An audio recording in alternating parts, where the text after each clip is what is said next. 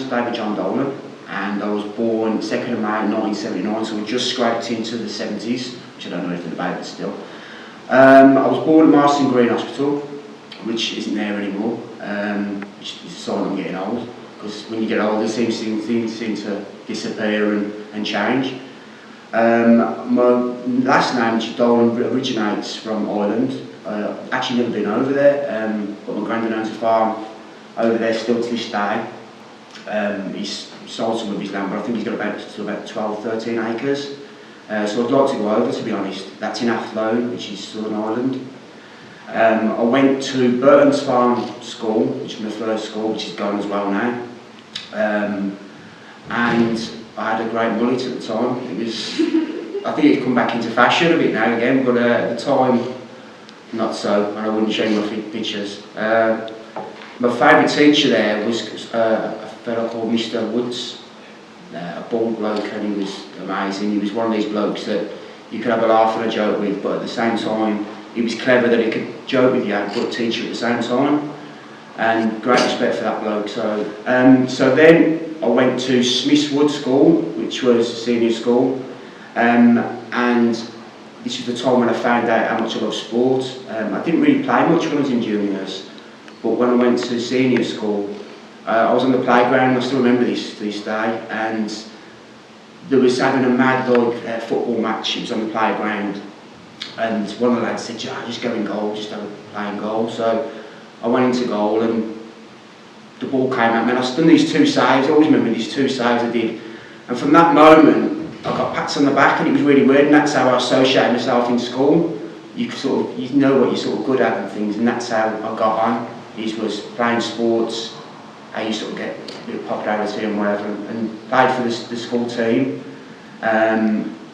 Started powerlifting when I was 13, and that was the sport. You know, sports was what my identity, how I got on, how I perceived myself, how people knew me, that I was decent at sport and not so clever at other things, but the sport was what I was known for. I took GCSE PE when I was 15, and I remember I had a cup final on a Tuesday, and on the Sunday before I decided, I don't know why, to play a football match, and I played in defence, and I think about 10 minutes into the game, this big lad, he came across, took my knee out on the floor for about 15 minutes, Ron come and got me, and I'd done my cruciate knee ligaments in, and the final was at St Andrews. I didn't play, and it took me about 9 months to get back fit. And the headmaster at the time, Mr. Gordon, he says to me, he says, you know, you're going to play again. I said, I lost my confidence. You have to, in football or in any sport, you can't be afraid of getting injured. And that time took some out of me. And then even after he said to me, he said, look, you come and play for us. And I know people say, oh, I could have had trials for Man U or whatever else, but genuinely, he says to me, he said, you come and play for us. He said, I'll get your training and confidence build you at the Villa. And I was like, I think that was my chance, and I said no. You know what I mean? And you know these sort of things in life where you sort of pick up on what your chance. I said no. So I left school, actually before I left school, my dad was a supervisor at the Jaguar Castle Vale, and I think it was 2 weeks before my exams, a job vacancy came up, and he says to me, would you like to get me in? And it was like £350 a week, 16-year-old, well 15 at the time, year old kid. Yeah, get me in. So did that, went into there. About a week into doing it, I was wiping some panels down. You had like the boots, you put the boots on, and there was like oil, the brim. So I wiped the oil and started to top my finger off on my right hand, and I had my exams a week later. So I couldn't take any of my GCSEs, and you know, you paid for it. I couldn't take my GCSEs. So I was there for 18 months, and it was just, when you're on a track, I don't know if you've done a track work, it's repetitive, same thing day after day, your brain just... So I decided, right, I'd had enough, and I went to college, and I started on sport and recreation. It was a level 2 qualification, and it was just what I always loved, sports. So we did that, and we had to, one of the courses, one of the assignments was we had to do a five-a-side tournament, arrange a five-a-side tournament, and long story short, I actually refereed. I had no experience whatsoever. I was refereeing the tournament. It worked out. I mean, it was a great laugh, but it was just like my first interaction with kids. Yeah. As far as like, you know, being around the kids, and it was great.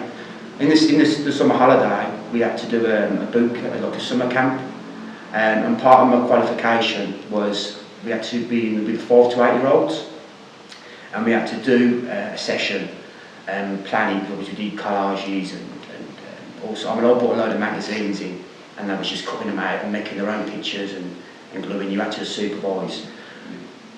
But that was one of the things I loved, working with the young kids, and that was sort of my earliest time. That, like, you know, it was nice. It was great to see their faces and to think that I've created that sort of, do you know what I mean, atmosphere. So anyway, so I passed that, and then I went on to sports therapy, which is a diploma.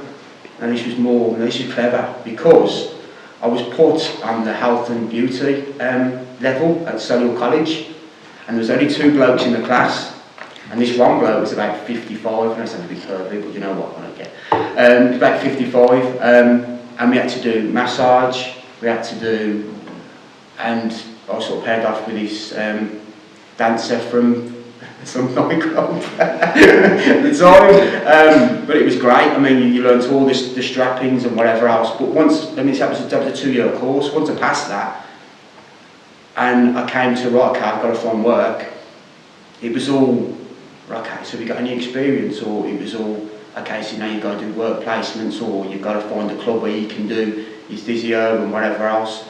So I ended up going to, at the time it was Safeway, which was, it's now Morrison's, but it was Safeway at the time.